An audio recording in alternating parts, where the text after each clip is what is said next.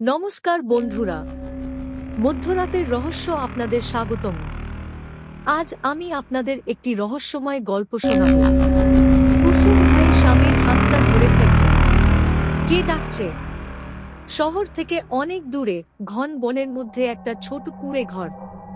সেখানেই থাকে কুসুম, তার স্বামী রতন আর তাদের একমাত্র মেয়ে ছোট্ট পরমা। রতন শহরের কাজে চলে যায় আর কুসুম পরমাকে নিয়ে থাকে একা। বনের মধ্যে তাদের দিন কাটে খুব শান্তিতে, কিন্তু সেই শান্তিটা বেশি দিন টিকল না। এক রাতে পরমা ঘুমিয়ে আছে, কুসুম আর রতন গল্প করছে। হঠাৎ তারা শুনতে পেল ঘরের বাইরে থেকে কে যেন পরমার নাম ধরে ডাকছে। পরমা, পরমা। কণ্ঠটা খুব মিষ্টি, ঠিক যেন কোনো রূপকথার রাজকুমারীর মতো। কুসুম ভয়ে স্বামীর হাতটা ধরে ফেলল। কে ডাকছে? রতন অভয় দিয়ে বলল, তুমি ভয় পেও না, হয়তো হাওয়া।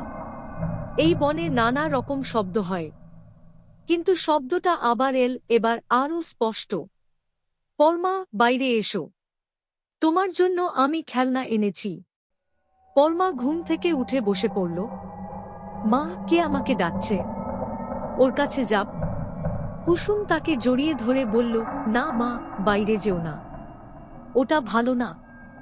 রতন ঘর থেকে বাইরে বের হল, চারদিকে দেখল গাছের ডালপালা নড়ছে আর বৃষ্টির মতো শিশির পড়ছে, কিন্তু কাউকে দেখতে পেল না। হঠাৎ সে দেখল তাদের উঠোনে একটা অদ্ভুত খেলনা পড়ে আছে। একটা কাঠের ঘোড়া, আর তার ওপর একটা সাদা পুতুল বসে আছে। পুতুলের চোখ দুটো যেন জ্বলজ্বল করছে। রতন খেলনাটা দেখে ভয় পেল, কিন্তু মেয়ের জন্য সে সেটা ঘরের ভেতর নিয়ে এল। পরমা খেলনাটা পেয়ে খুব খুশি হল। সে সারা রাত পুতুলটাকে নিয়ে খেলল আর পুতুলটার সঙ্গে কথা বলতে লাগল। কুসুমের মনে কেমন যেন একটা সন্দেহ দানা বাঁধল। সে রতনকে বলল, ওটাকে বাইরে ফেলে দিয়ে এসো। রতন বলল, তুমি এসব কি বলছ? মেয়েটা কত খুশি হয়েছে। পরের দিন পরমা অসুস্থ হয়ে পড়ল। তার গায়ে তীব্র জ্বর, চোখগুলো লাল হয়ে গেছে। সারাদিন সে শুধু পুতুলটার সঙ্গে কথা বলে আর মাঝে মধ্যে অস্পষ্ট ভাষায় কিছু বলতে থাকে। কুসুমের সন্দেহ এবার বিশ্বাসে পরিণত হল। সে মনে করল এই পুতুলটাই সব কিছুর কারণ। রাতে যখন রতন গভীর ঘুমে, কুসুম আস্তে করে পুতুলটাকে তুলে নিয়ে ঘরের বাইরে ফেলে দিতে গেল। কুসুম যখন কুঁড়ে ঘরের দরজা খুলে বাইরে বের হল, তখন সে দেখতে পেল গাছের নিচে সেই পুতুলটি তার দিকে তাকিয়ে হাসছে।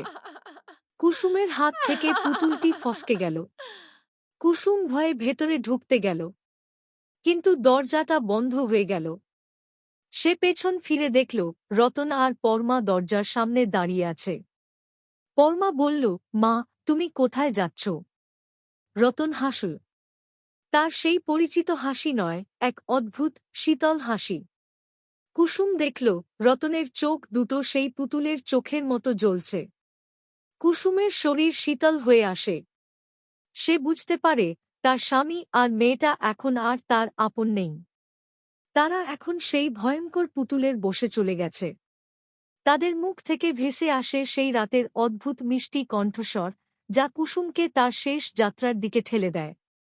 আপনাদের কি মনে হয় না যে আমাদের চারপাশে এমন অনেক রহস্য লুকিয়ে আছে? আপনারা যদি এই ধরনের আরও রহস্যময় গল্প শুনতে চান, তাহলে অনুগ্রহ করে আমাদের চ্যানেলটি সাবস্ক্রাইব করুন এবং বেল আইকনে ক্লিক করুন। আপনাদের মতামত কমেন্ট সেকশনে জানাতে ভুলবেন না। ধন্যবাদ।